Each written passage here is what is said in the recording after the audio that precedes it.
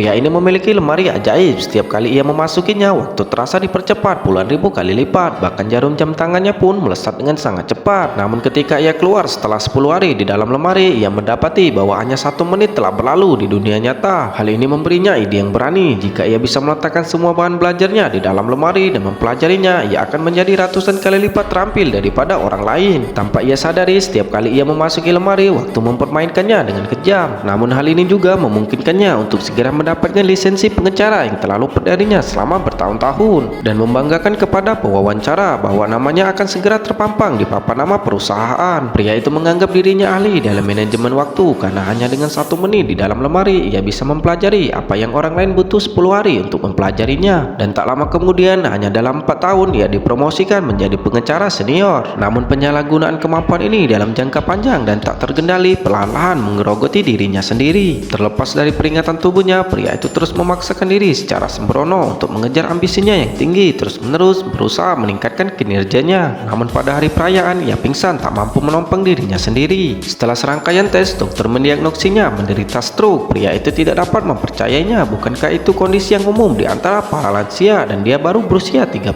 tahun? Akhirnya ia ketakutan dan setelah banyak pertimbangan, ia menyegel kuncinya dan memutuskan untuk tidak menggunakan lemari itu lagi. Namun tanpa bantuan lemari, pria itu kembali menjadi orang biasa.